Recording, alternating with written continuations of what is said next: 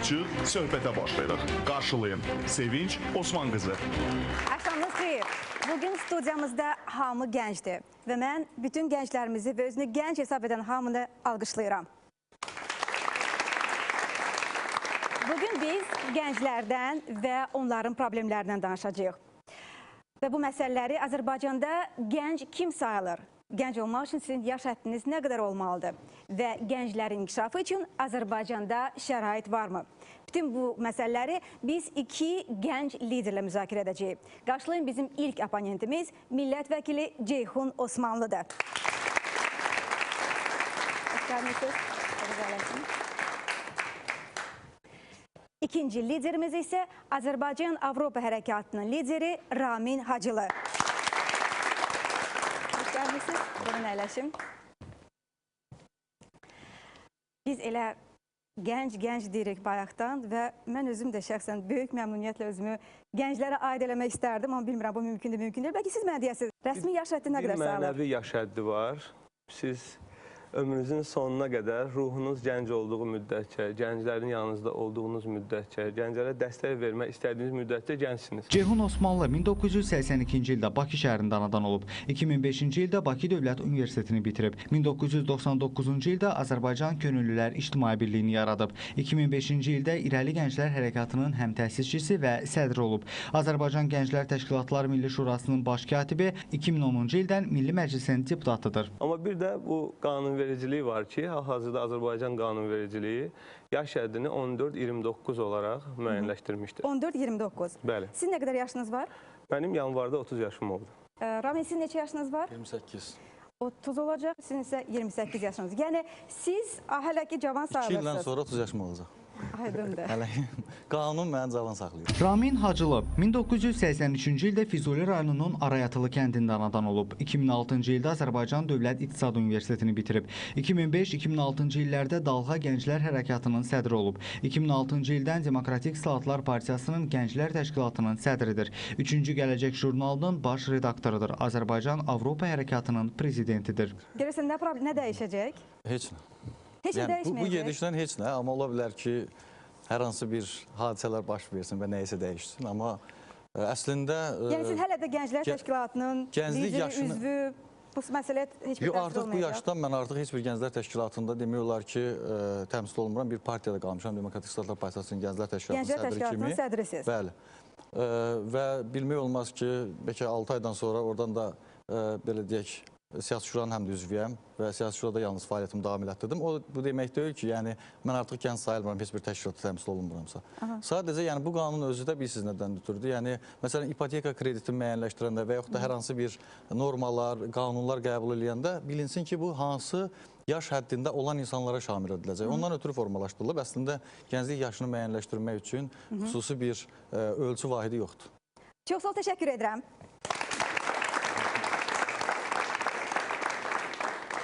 Ceyhun, siz keçən həftə çox nümayişkarına surətdə bir jest etdiniz.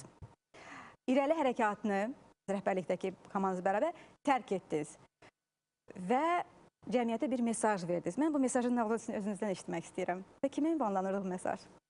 Ümumiyyətlə, biz düşünürük ki, gənclik müasirlik deməkdir, gənclik yenilənmə deməkdir. Və Churchillin bir məşhur sözü var, vaxtında gedə bilmək.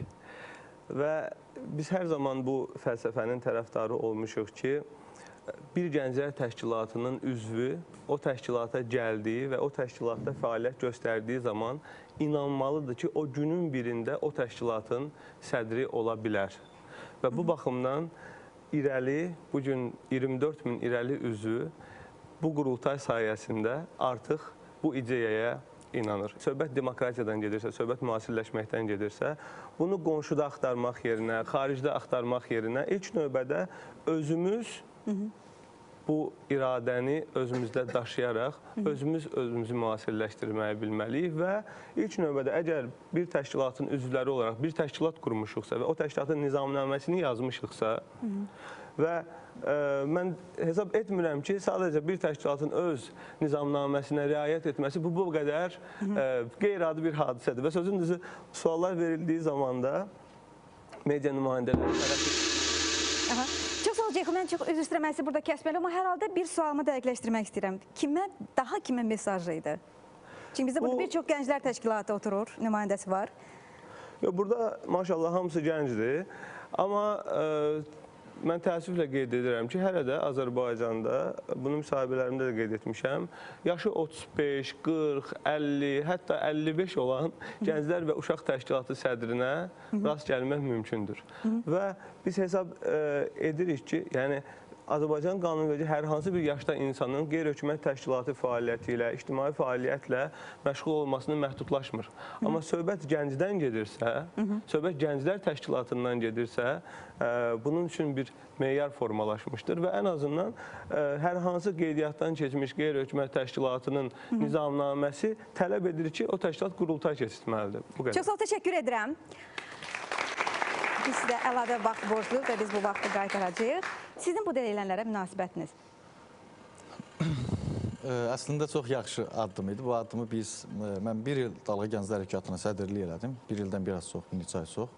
Və Dalğa Gənclər Hərəkatının həm təsislərindən biri olmuşdum, fəaliyyət göstərirdim. Universiteti bitirmişdim, fikirləşdim siyasi karyeramı Dalğa Gənclər Hərəkatından kənarda qurmalıyam. Çünki biz bəyan eləmişdik ki, biz siyasi yox, ictimai təşkilatı. Ona görə Dalğa Gənclər Hərəkatının sədrliyindən istefa verdim. O zaman bu hal, yəni yadımda 2006-cı ildə çox yazıldı deyildi. Və mən Dalğa Gənclər Hərəkatında sadəcə bir sıravi üzv kimi qaldım. Bugünə qədər də yəni bir üzv kimi qalmışam. Xaric etməyənə qədər də qalacam, yəqin ki, xaric etməzlər.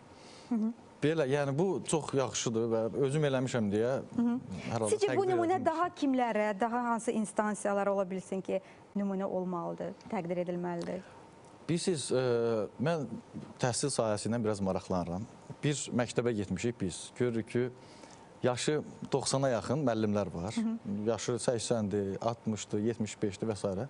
Bu qoca müəllimləri nəyə görə işdən çıxartmırsınız deyə məktəbin direktoruna sual verəndə, o dedi ki, mən onu işdən çıxartsam, o infaq keçirər. Yəni, o insanlara, belə deyək, psixoloji olaraq bu addımlar təsir eləyə bilər deyə düşünürəm. Ki, Azərbaycanda elə insanlar var ki, onlar düşünürlər ki, hər hansı bir oturduqları kreslodan dursalar və ya dəyişsələr, bilirsiniz, dəyişiklik cəmiyyət üçün, fərd üçün hər zaman qorxulu görünür. Qorxurlar və bundan bəlkə sarsıntı keçirə bilərlər. O insanlar üçün bu nümunə ola bilər deyə düşünürəm. Çox təşəkkür edirəm. Ramin təhsil sektorunun adını çəkdi. Siz hansı sektorlarda bu cür islahatın keçirilməsini görmək istərdiniz, yaş həddi ilə bağlı? Ümumiyyətlə, bunun üçün bir mənalı meyar yoxdur. Orada yaş yox, əsasən keyfiyyət, əsasən peşəkarlıq öndə olmalıdır. Məsələn, götürsək ki, bir ara 65 yaş həddi meydana gəldi, üzr istəyirəm. Və burada, məsələn, universitetlərdən birdən-birə, məsələn, yaşı 65-dən çox olan müəllimlərin kənarda qalması və s. Məsələn, mən bilirəm ki, bugün Harvard Universitetində yaşı 70-dən çox olan kifayət qədər çox müəllimlər var. Yəni, onlar demək olar, ömrünün elə vaxtındadılar ki, onlar məhz elə indi onlar öz bütün həyat təcrübələrini gənclərə transfer etməyin, bilikləri paylaşmağın vaxtıdır. Amma əlbəttə söhbət idarə etməkdən gedirsə, idarə etmədən gedirsə, orada əlbəttə ki, gəncləşmə olur. Məsələn, mən sevinirəm ki, indi hal-hazırda dövlət qulluğu haqqında qanuna əsasən yeni əlavələrə əsasən artıq 65 yaş həddi məsələsi tətbiq olunmağa başladı və mən çox ciddi şəkildə biz bunu yəqin ki, izləyirik səhiyyə sektorunda, təhsil sektorunda, digər dövlət qulluğuna irəli sahələrdə bu proses gedir. Aydın, çox sağ ol, təşəkkür edirəm. Mən üzr istəyirəm, bir balaca remark edeyim. Deməli, mən demirəm, 65 yaşına çatan hər kəsi xaric eləmək lazım. Demək istədiyim odur ki, məktəb direktoru mənə demir, bu yaxşı müəllim olduğuna görə bunu saxlayırıq. Deyir ki, mən bunu işdən xaric etsəm, ürəyə partlayar ölər. Yəni, kresloya olan həvəsdən burada söhbət gedir. Ona görə onu misal çəkdim. Yəni, təbii ki, müəllimlərin yaş senzini qoymaq və onlara bunu çox kəskin şəkildə tətbiq eləmək nə qədər düzdür, nə qədər düzdür. Yəni, o sahə mənim ixtisasım bilmirəm, ayrı mövzudur. Amma hər halda mən istəyirəm, çox təşəkkür edirəm. Amma hər halda mən təhsil mövzusunu davam etdirmək istəyirəm. Azərbaycan hökuməti mübarizə aparmağa çalışdığı sahələrdən biri də təhsil sektorudur və təhsildə rüşvətxorluqdur. Amma bu eyni zamanda əlbəttə ki, orada təhsil alan tələbələrin və gənclərin də üzərinə düşür. Mənə maraqlıdır ki, bu məsələ kömək etmək üçün siz hansı işləri görürsünüz yaxud görməyə çalışırsınız? Əvvəla qeyd edeyim ki, Azərbaycan hökuməti o sahədə səmimi deyil. Yəni, illərdir bir, belə deyək, dekan əvəzi və yaxud da zamdekan deyirlər, dekan köməkçisi. Bugün mən oxudum, həbs olunub Bakı Dövlət Universitetinin hüquq fakültəsində. Yəni, o elə bir yerdir ki, Bakı Dövlət Universitetinin hüquq fakültəsi, yəni Azərbaycan üçün çox əhəmiyyətli yerdir, keçid balı da yüksəkdir və s. Məhəmməd İmanlı deyə bir nəfər var idi. Ondan bizə bir haradasa 20-yə yaxın şikayət daxil olmuşdu. Hər dəfə də biz o şikayətləri Abel müəllimə deyirdik ki, o tələbələrlə, müxtəlif vasitələrlə problemlər yaradırdı. Bugünə qədər qabağıma bir tələbə çıxmayıb ki, bu verilişdən sonra inşallah çıxar ki, desin ki, bu müəllim yaxşı müəllimdir. Amma bugünə qədər ona qarşı heç bir tədbir görülmürdü. Belələri yüzlərlədir. Və biz bir dəfə hətta bunun siyahısını müəyyənləşdirdik, siyahı göndərdik və s.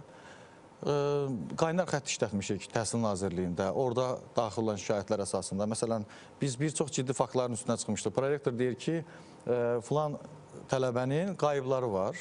Amma biz jurnalı ondan qabaq götürmüşdük, kopya eləmişdik deyə. Mən jurnalın kopyasını çıxartdım ki, qayıblar yoxdur, sonradan yazılıb. Yəni, bu cür insanlar var. Yəni, yaşlı kifayət qədər böyük, adam bilmir nə desin. Amma tədbirlər bir sizinə bax görülür. Məsələn, artıq evində 1 milyona yaxın pul olanda. Məhəmməd İmanlı. Yəni, bu artıq təhlükə yaradır kimsə üçün və deyir ki, onu aradan qaldırmaq lazımdır. Yəni, tələbəni sevib də heç kim əməliyyat eləmir və bu halları çoxaltmaq lazımdır. Xüsusən də təhsildə, səhiyyədə, yəni korrupsiyanın qarşısı alınmadan Azərbaycan gəncinin inkişafından danışmaq mümkün deyil. Yəni, mümkün olmayacaq. Aydın, çox sağ olun Ramin. Bizim sizə vaxtımız, biz sizə vaxt borcluyuq. Ona görə mən bu sual dəqiqləşdirmək istəyirəm. Yəni, sizin bir gənc təşkilat olaraq, bir gənc olaraq, yaxud gənclər təşkilatının sədri olaraq belə bir imkanınız varmı ki, bu məsələni qaldırmaq və onun ciddi həllinə nail olmaq? Bir yüzlərlə tədbir eləmişik bununla bağlı. Nə bilim, Təhsil Nazirliyi ilə danışmışıq, qaynar xətt 2 il işlətmişik. Orada daxil olan şikayətlər bugün də durur. Yəni ki, o şikayətlər əsasında təbii ki, nə qədər tələbə bərpa olundu, nə qədər hüququ pozulmuş tələbənin hüquqları bərpa olundu. Yəni, mən bilirəm ki, bu məsələ ilə ATQT-lər də məşğul olur, məsələ ilə İRəli də məşğul olur. Hamısından da xəbərim var, hər bir şeydən maraqlanırıq. Amma məsələ burasındadır ki, hansı formada olur? Biri var, məsələn, bizə bir şikayət daxil olub, məktəbdə müəllimdir. Biz o müəllimin barəsində şikayəti göndərəndə Təhsil Nazirliyi deyir, mən ona gücüm çatamır. Niyə? Çünki o müəllimin oğlu filan yerdə müdürdür və ya atası filan yerdə filandır. İrəli onu həll eləsə necə həll eləyəcək? Onu belə də, yəni ayıbdır da, eləmə bunu. O da deyəcək, hə, yaxşı. Yəni, formada yox. Yəni, onun üstündən gedərək yox. Niyə? Çünki İntizam formasında yox, cəza formasında. Hə də, çünki oğlu filan yerdə işləyir və ya atası və ya... Gəlin, bunları da hər halda İrəli özündən soruşaq. Çox sağ təşəkkür edirəm. Mən istəyirəm debat olsun da, yəni. Necə həll edirsiniz, Ceyhun?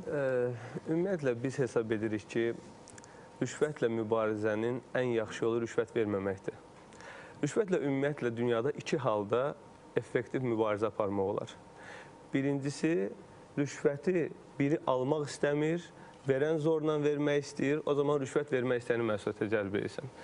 Biri də var ki, rüşvət verən vermək istəmir, alan zorla almaq istəyir, bu zamanda rüşvət alanı məsuliyyətə cəlb edərsən. Amma o halda ki, rüşvəti alan da, verən də ikisi də məmnundur, bunda mübarizə aparmaq həddindən artıq çətindir və ali məktəblərin təcrübəsindən qeyd olundu. Məcbur deyil ki, hansısa müəllimlə tələbə o sövdələşməsini auditoriyanın içində aparsın. O, hər hansı kənar bir yerdə də o sövdələşməni apara bilər. Və irəli olaraq düşünülür ki, rüşvətlə mübarizənin ən yaxşı yolu odur ki, yeni vətəndaş obrazı formalaşdıraq. O vətəndaş ki, rüşvəti özünə təhqir bilsin. O vətəndaş ki, rüşvəti almağı da, verməyi də cinayət hesab eləsin. İlk növbədə özünə qarşı mənəvi olaraq təhqir hesab eləsin. Hər halda biz burada Ramin bir neçə faktın adını çəkdi. Amma sırf institusional zəmində sual versəniz, məsələn, İrəlinin hüquq mərkəzi var ki, onlarla şikayəti araşdırıb, məsələ qaldırıb və onların əksəriyyətinin də həllinə nail olubdur. Və siz gəncləri ümumiyyətlə dəstəkləyirsinizmi, həvəsləndirirsinizmi buna ki, əgər bunların şahidi olurlarsa, susmamaq, hərəkət etmək? Biz düşünürük, biz gəncləri ona həvəsləndiririk ki, və ümumiyyətlə həvəsləndirmək yox, bu normal həyat tərzinə çevrilməlidir, rüşvət vermək olmaz. Bir qayda olaraq. Çox təşəkkür edirəm. dünya praktikasına baxsaq, yəni iki də misal çəkmək olar. Bir SSR-ni, bir Almaniyanı ki, yeni insan modeli yaratmağa cəhd edib. Hitler Almaniyası və Sovetlər Rusiyası. Bunu Azərbaycanda eləmək çox uzun prosesdir və mümkünsüz prosesdir. Gərək bunun üçün çox qəddar bir diktator olsun filan. Yəni biraz çətin məsələdir onu təbliğatla eləmək. Uzun sürə məsələdir. Amma qısa bir yol var. Qısa yolundan ibarətdir ki, hüquqi dövlətə keçid üçün qanunlar dövləti tətbiq eləmək. Yəni qanunlar dövləti modeli. Bu nədir? Məsələn, Gürcüstanda Saakashvilinin elədiyi. Kim belə deyək də qanunu pozdusa, ən sərt formada həmin insan cəzalandırılır. Heç bir gözünün yaşına, nə bilim, cinsinə, irqinə, heç nəyə məhəl qoyulmadan cəzalandırılır həmin adam. Və bu qanunlar dövlətinin tətbiqi nəticəsində insanlar tərbiyələnir, qanun tərbiyələndirir və vərdişə keçir. Necə ki, Sovet dövründə bəzi vərdişlər təlqin edildi. Bunu qanun vasitəsilə təlqin etmək daha realdır. Və insanlar artıq biləndə ki, mən rüşvət alsam, filan idarələr bizim evimizə gələ bilər, həbs eləyə bilər, filan nümunə və s. Yəni sizcə indi bizim gördüyümüz nümunələr kifayət deyil? İndi korrupsiya ilə bağlı nələr baş verir? Məsələn, rüşvətin adı hörmətdir, ikinci adı da halallıqdır. Yəni mübarizənin nəticəsi budur. Müasir Azərbaycan gənci məsələn deyir ki, həcc ziyarətində gedirlər daş atmağa. Deyir ki, mən qocayam, daş ata bilmirəm, ala bu daşı at. Yanındakı deyir ki, halallığım ver. Çıxadın ona rüşvət verir ki, mənim yerimə get daş at şeytana. Yəni çox sağ təşəkkür edirəm. Biz kiçik fasilə aralıq. Az sonra bilik.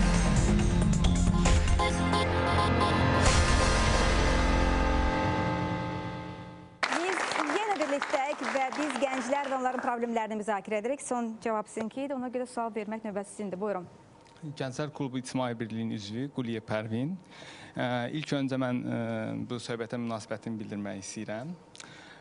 Bizə Gənclər Klubunun yaradıcısı Zaur Əkbər olmuşdu və 2 ay öncə Zaur Əkbər də seçki nəticəsində postunu Asif bəy Orucuya vermişdi və bu gəncin yetişməsi üçün böyük imkanlar yaranmışdı.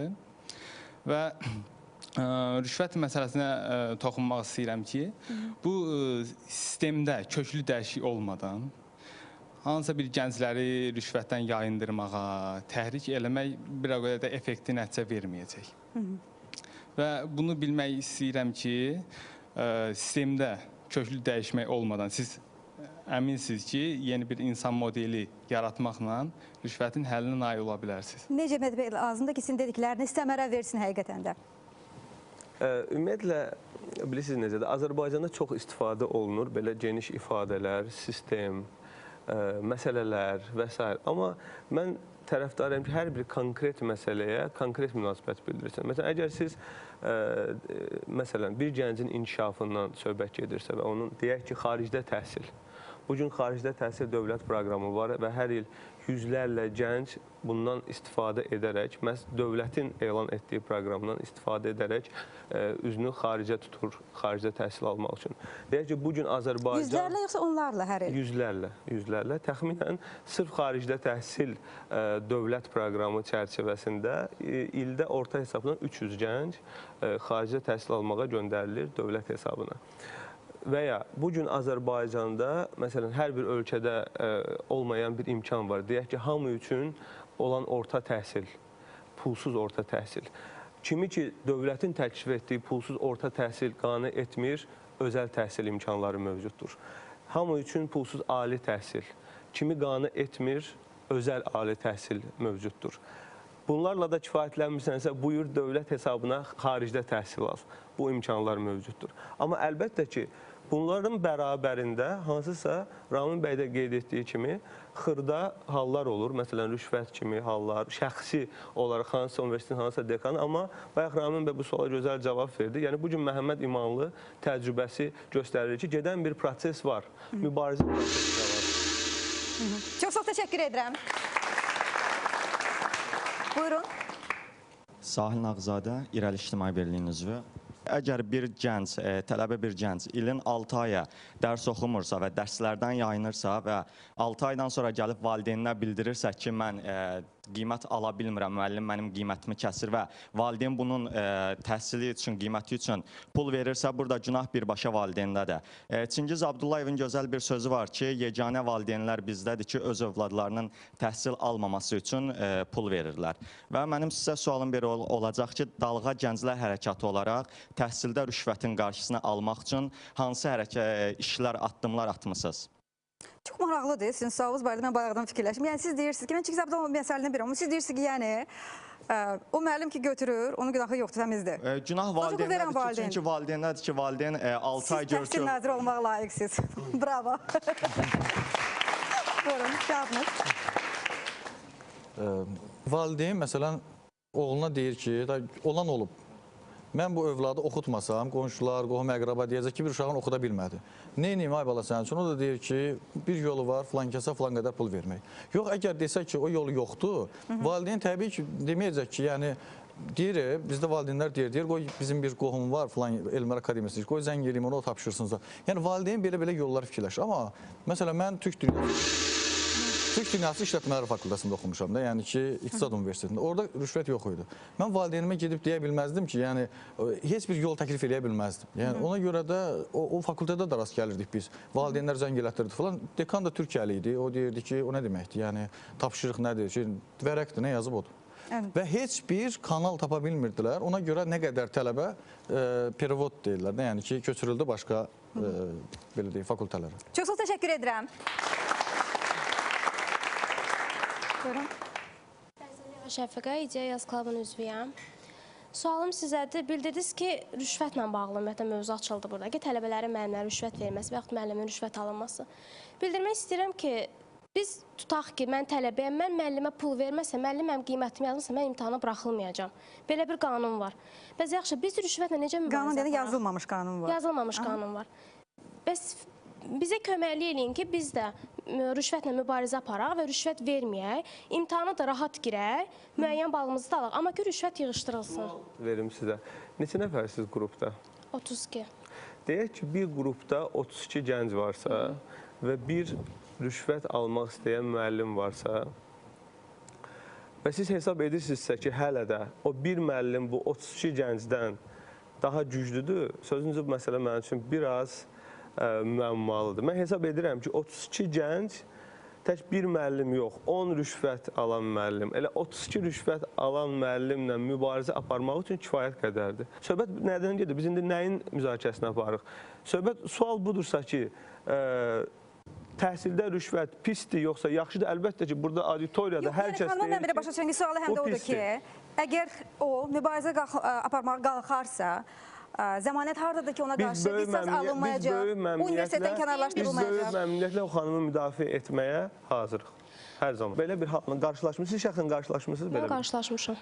Müraciət eləmişsiniz hər hansı bir yerə? Müraciət eləmişik, amma bizə söz haqqı verilməyib. Ən azı universitetin rəhbərliyinə müraciət eləmişsiniz. Müraciət olunub. Söz haqqı verilməyib amma. Necə müraciət olunub? Koridorda müraciət olunub, yoxsa yazılı surətdə? Yox, sadəcə o fikrimizi bildirmişik ki, auditoriyaya müəllim qiymət yazmır, mühazirədə deyilmir. Qalxıb deyiblər ki, bizim problemimiz deyil o. Əgər sizdə hələ də hesab edirsinizsə ki, müraciət etmişsiniz, amma o məktuba baxılmayıb və yaxud da o rektora çatdırılmayıb, əlbəttə ki, böyük məmnuniyyətlə elə günü sabah sizinlə bərabər gedək universitetə, konkret olaraq problem haradadırsa, hansı müəllim sizi narahat edirsə, hansı müəllimin sizə qarşı ədalətsizlik etdiyini hesab edirsinizsə, böyük məmnuniyyətlə bu məsələ ilə maraqlanaq. Amma bir məqamı da qeyd etmək istəyirəm ki, yəni mən bu xanımın misalından demirəm. Ümumiyyətlə, çox olub bizə belə müraciətlər. Müraciət olunur, məsələn, biz deyək ki, hər hansı bir ali məktəbin daxili işlərinə o qədər də bələd deyilik. Deyirik ki, oldu. Siz indi rəsmi müraciət edin. Bu rəsmi müraciətlə biz əldə rəhbər olaraq tək həmin universitet yox. Bugün korrupsiya qarşı mübarizə idarəsi var, bugün ali instansiyalar var. Onlara bərabər müraciət edilir. Tələbə qadir yox, mənim adım olmasın bu məsələdə. Aydındır. Mən elə bilirəm ki, bunu yekunlaşdırmaq olar. Yeri gəlmiş ki, mətbuat olaraq da biz də sizə dayağıq. Əgər bu məsələnin ardınca düşmək istəsə, biz də onu işıqlandırmağa hazır. Təşəkkür edirəm. Biz bayaqdan korrupsiyadan danışırıq, biz digər məsələlərə toxuna bilərik. Çünki məsələ çoxdur. Gənclər barədə və onların problemlərindən danışırıq. Buyurun. Azər Abdullayev Texniki Universitetin məzunu. Ceyhun müəllim çox düzgün vuruladı ki, 32 nəfər əgər bir ərizə məktubu yazsalar, mən sizə qarantə edirəm ki, universitet rəhbərliyi həmin müəllimin belə deyək də icabına baxacaq. İcabına bax. İkincisi, Havar müəllim şəxsən dəfələrlə bütün tələbələrə müraciət edib deyir ki, mənim otağım bütün tələbələrin üzünə açıqdır. Mən heç arxaya əmin deyiləm, xanım. Mən heç əmin deyiləm ki, siz bir dəfə də Havar müəllimin qapısını tıqıldadaraq, Havar müəllim, mənim belə bir problemim var deyə Bizi Havar müəllimin qapısını tıqıldatmağa qoymurlar. Adını. Çox təşəkkür edirəm. Havar müəllim, xahiş edirək qəbul edin tələbələrinizi və öyrənin vəziyyət nədən ibarətdir. Mən, məsələn, bir neçə fakt deyim, elə sual fason bir söhbətə. Deməli, məsələn, Neft Akademiyasının rektoru var. O rektoru siz haradasa görsəz, mənə deyin gəlin. Mümkün deyil, heç adı yoxdur. Məsələn, Bakı Dövlət Universitetinin rəhbəri parlamentə Ceyhun Osmanlı gedib onu görə bilər. Oradan başqa heç adı, yəni bəhsə giriblər. Məsələn, bu bir. İkincisi, siz deyirsiniz ki, tələbə gedir universitetə, bu universitetə oxumağa getmir. Bu gedir nəyə görə? Bu gedir ki, orada müəllimlərlə döyüşə çıxsın, ərizə yazsın, ərizə yazmaq üçün xüsusi treyninqlər təşkil edib, bəlkə tələbələrə ərizə yazmağa gedək. Bütün gün işlərin güclərini atsınlar, müəllimlərə qarşı mübarizəyə başlasınlar, bunun üçün desant dəstələr yaratsınlar, xüsusi alfa qrupası tərəfindən təlim alsınlar. Yəni, müəllimlərə qarşı mübarizə getmir ki, tələbə gerir dərslə almaq. Yəni, bu tələbiyə biz deyirik ki, tələbə, sən get ora, bir birlik yarat, bütün iş və gücü var. Belə şey olmaz ki, yəni tələbənin məqsədi təhsil almaqdır. Tələbə həmkarlardır, təşkilatdır, nədir? O nədən ötürü yaranır? Məsələn, ATQT-lər nədən ötürü yaranıb? Onun məqsədi... Müqəddəs bir insan kimi baxmaqdır onun vəzifəsi. Hə, məqsəd həmin QHT-lərin, belə deyək, tələbələrin problemlərini həll etməkdir. Çünki dünyanın hər bir yerində başa düşüblər ki, bütün hər kəsi, kütləni maarifləndirmək mümkün deyil. Hər kəsə qanun əzbərətdirmək olmaz. QHT-lər, həmin o vətəndaş cəmiyyəti institutları, məsələn, bir rayonda bir icma, bütün rayon əhalisinin maraqlarından çıxış eləyib, bir fikir irəli sürür və s. Universitetdə də ATQT-lər o işi görməlidir. Tələbələrin hamısını silahlandıran məliyyə biz. Çox təşəkkür edirəm. Buyurun. Sual verirsinizdir. Xanım Yadigarlı Dalğa Gənclər Hərəkatının sədri. Əvvəlcə biraz haşiyyə çıxmaq istəyirəm. Mənə ən sevdirən faktorlardan biri o idi ki, keçən il bizdə Orxan Nəbiyev idi sədr və bu il o öz yerini yenilərə verdi və hər zaman da yenilərə dəstək durdu. Bu məni çox sevindirir. İkincisi, onu qeyd eləmək istəyirəm ki, son zaman baş verən prosesləri qıraqdan izlədikdə biz görürük ki, dünyada baş verən proseslərdə Azərbaycan gəncləri çox aktivdir. Məsələn, Xocalı soyqırımı günü bir çox xarici dövlətlərdə yürüşlər baş verdi. Gənclər burada ən aktiv idi, öndə idi. Son zamanlar ölkədə baş verənləri deyə bilərəm. Məsələn, bu yaxınlarda Suriya dəstək aksiyaları keçirildi. Bir çox beynəlxalq qurumlara buradan məktublar ünvanlandı Dalğa Gənclər Hərəkatı tərəfindən. Sualıma keçmək istəyirəm. Ceyhun müəllimə sualım belədir ki, gənclər çox aktivdir, onlar fəaliyyətdədirlər və hamısının amalı, məqsədi belə baxanda birdir. Müəyyən narazılıqlar olsa da, onlar birlikdə addımlamaq istəyir. Məsələn, İrəli, Dalğa, Youth Club, digər təşkilatlar. Siz bunların nə vaxtsa Azərbaycan naminə, Azərbaycanın gələcəyi olan gənclər naminə və Azərbaycanın daha da yüksəyə qalxması naminə birgə fəaliyyətini görürsünüzmü? Yəni, belə bir şey ola bilərmi? Çox sağ ol, gözəl sualdır. Xanım tərəfindən çox gözəl bir sual və çox da gözəl bir cavab idi eyni zamanda. Çünki sual ondan ibarət idi ki, bizim üçün, hər birimiz üçün önəm, əhəmiyyət kəsb edən məsələlərdə Azərbaycan gənci birdirmi? Cavab özü verdi ki, birdir və cavabını əlavə olaraq bildirdi ki, o izləyib, məsələn, Xocalı soyqırımı, bir çox başqa məsələlər. Çünki Azərbaycan ideyasının iqtidari müxalifəti yoxdur. Azərbaycan hamımızındır. Azərbaycana sevginin iqtidari müxalifəti yoxdur. Və, məsələn, siz qeyd etdiniz, sadə bir misalı verim. Xocalı soyqırımı günü İstanbul şəhərində 200 min insanın qatıldığı bir yürüyüş mitinq oldu. Həmin günü Bakıda da oldu. Və həm Bakıda, həm İstanbulda, həm dünyanın başqa yerlərində olan mitinqlərdə həm Türkiyə insanı, həm Azərbaycan insanı iqtidarı və müxalifəti ilə qatılmışdı. Deyək ki, məsələn, mən Türkiyədə başqa hər hansı bir tədbir yadıma gəlmir son illərdəki, hətta son 100 ildəki, bütün siyasi partiyaların təmsilçiləri və bütün ideoloji baxışlara sahib olan insanlar bir tədbirdə eyni sloqanları səsləndirsinlər, Xocalıya ədalət desinlər və o cümlədən də Azərbaycanda müxtəlif ideoloji baxışları olan, müxtəlif siyasi düşüncələri olan insanlar. Və əlbəttə mümkündür və real həyatda öz əksini tutub. Mən yenə sizin fikrinizə qayıtmaq istəyirəm ki, Azərbaycanda müxtəlif yönlü, iqtidar və müxalif yönlü gənclər təşkilatlarının bir yerdə olması mümkündürmü? Siz dediniz ki, bəli, Xocalı kampaniyasında bu mümkün idi və bu baş verdi. Amma eyni zamanda bundan əvvəl, biraz əvvəl, deyəsən Budapeştdə sizin bir forumunuz keçirildi. Gənclər qurultayı oldu və mən bildiyimə görə orada heç bir müxalif yönlü gənclər təşkilatı iştirak etmirdi. Nəyə görə?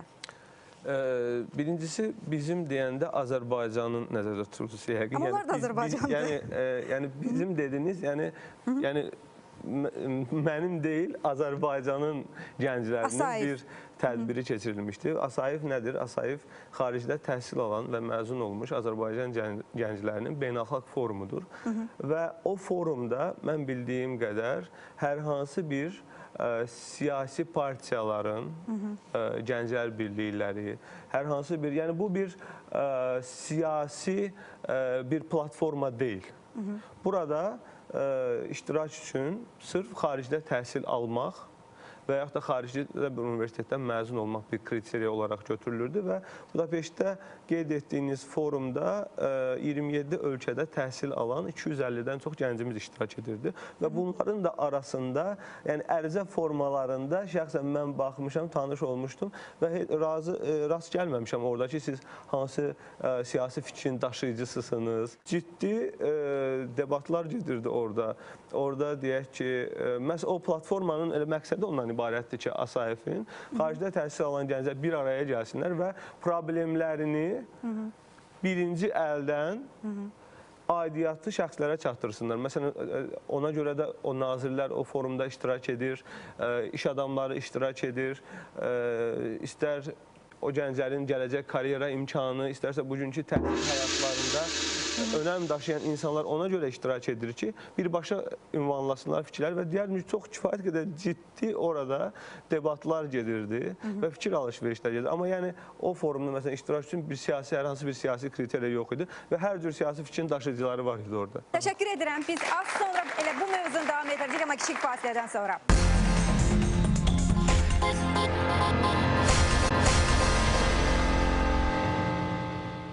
Azərbaycanda ciddi bir problem odur ki, Azərbaycanda iqtidar müxalifət ayrımı, yəni kifayət qədər hər sahəyə sirayət edib. Bunun iki səbəbi var. Yəni bunu yalnız hakimiyyətin üzərinə atmaq da düzgün olmaz, yalnız müxalifətin üzərinə atmaq düzgün olmaz. Cəmiyyətdə bir tendensiya yaranıb.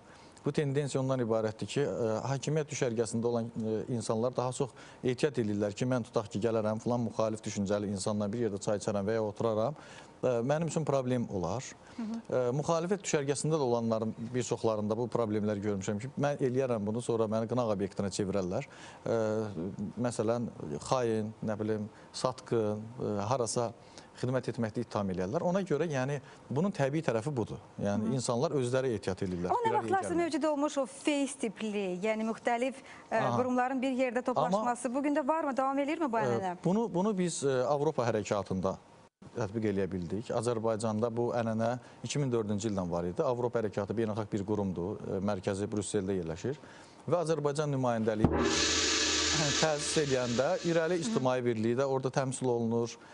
Orada Azərbaycan Tələbə Gənclər Təşkilatları Milli Şurası da iştirak olunur. Tələbə Təşkilatı İttifaqı da təmsil olunur. Milli Şura da təmsil olunur. ATGT də təmsil olunur. Müxalif düşüncəli, kifayət qədər müxalif düşüncəli gənclər də təmsil olunur. Ki, azadlıq, müsavat, onlardan da nümayəndələr gətirin, siz onları gətirə bilmədiniz. Dediniz ki, onlar mən olan yerdə olmayacaqlar, elədirmi? Azadlıq, yox, partiyalardır onlar və onların, mənim durub deməyəm ki, gəlsinlər, mən oturum, onlar arxada otursunlar, fikir bildirsinlər filan. Buna, yəni onların vasitəli mən fikirlərini örgəndim və gördüm ki, bu mümkün olan bir şey deyil və sizə də səmimi şəkildə dedim ki, mümkün olmuyor. Çox sağ təşəkkür edirəm. Mən bu sual sizə vermək istəyirəm, Ceyhun, çünki siz qurultayda etdiyiniz çıxış kifayət qədər yadda qalan və fərqli bir çıxış oldu. Siz Əlimərdan Topçubaşovun və Məmməd Əmin Rəsulzadənin miras qoyduğu Azərbaycanın övladlarısınız. Mən ümumiyyətlə bu adamların adını xatırlanmasını biraz əvvəl xarici bir ölkə nümayəndəsi Azərbaycana gələndə şahid olmuşam. Bu da Gürcüstan prezidentinin Azərbaycan parlamentinə etdiyi çıxış idi. Mənə maraqlıdır ki, nə dəyişib? Bilirsiniz necədir, Sevinç xanım? Birinci gərək bizdə hamının hər şeyi duyması üçün birinci media nümayəndələri dəyişsin. Çünki, məsələn, mən xatırlayıram... Hamısını öldürmək. Məsələn, bir misal verəcəm, xeyr, bir misal verəcəm. Buta Palasda, Buta Sarayda 2 il bundan öncə 28 may günü təşkil olunan ziyafətdə Azərbaycan Respublikasının prezidenti cənab İlham Əliyev özəlliklə Məmməd Əmin Rəsulzadənin adını xüsusi vurğu ilə qeyd etdi və onun Azərbaycan qarşısında xidmətlərindən bəhs etdi. Və bunu media nümayəndələri yetərincə çatdıra bilmirsə və o cümlədən mütəmadi olaraq bugün Azərbaycan hakimiyyətində təmsil olunan insanlar tərəfindən, məsələn, akademik Ramiz Metsev tərəfindən yazılan kitablarda və Azərbaycanın siyasi, fəlsəfi fikir tarixinə müraciətlərdə Məmməd Əmin Rəsulzadədən statlar gətirilir. Bu deyilir və dəfələrlə deyilir. Amma ümumiyyətlə nə demək istəyirəm? Biz bizim olanlara sahib çıxmalıyıq. Biz həm Nizamimizə, həm Füzulimizə sahib çıxmalıyıq. Həm Nəsrəddin Tusimizə, həm Lütfizadəmizə sahib çıxmalıyıq. Həm Məmməd Əmin Rəsulzadəyə, həm Heydər Əliyevə sahib çıxmalıyıq. Çünki bunlar bizimdir və inanın ki, bütün başqa millətlər arzu edərdi ki, onların belə şəxsiyyətləri olsun. Hətta bugün bizi tənqid edən hər hansı bir məsələdə olan xarici ölkə nümayəndələri bir qeyri-rəsmi hissəyə çıxan kimi özləri arzu edərdilər ki, və arzu etdiklərini bildirirlər ki, onların Bakı kimi bir paytaxt olsun, Bakı kimi bir şəhərləri olsun. Və bizə olan iradlar, ittihamların da əksəriyyəti qısqanclıq zəminində. Biz kimlərdən qorxmalıyıq? Biz qorxmalıyıq məhz Məmməd Əmin Rəsulzadə adı pərdəsi altında gizlənib bugün fəaliyyət göstərməyənlərə. Biz qorxmalıyıq Heydər Əliyev pərdəsi adı, əzəməti adı altında gizlənib bugün fəaliyyət göstərməyənlərlə. Və o insanlara ən böyük dəstək, o insanların ruhuna ən böyük etimad o ola bilər ki, onların arzuları gerçəkləşsin. O ideyalar o zaman reallaşa bilər ki, Azərbaycan işğalda olan torpaqlar azad olunsun. Azərbaycanın demokratik fikir tarixi hansı ki, Avropadan da, Amerikadan da daha öncə başlayıb. 18-ci ildə nə Avropada, nə Amerikada qadına səs vermə hüququ verilmirdi. Yəni, Azərbaycan böyük bir ənənənin üzərində qurur bugünkü demokratiyasını və bizi tənqid edənlər bizi qısqandığı üçün bizi tənqid edirlər. Çox təşəkkür edirəm. Təşəkkür edirəm hər iki qonağımıza və hər iki auditoriya bugün bizimlə bir olduqları üçün.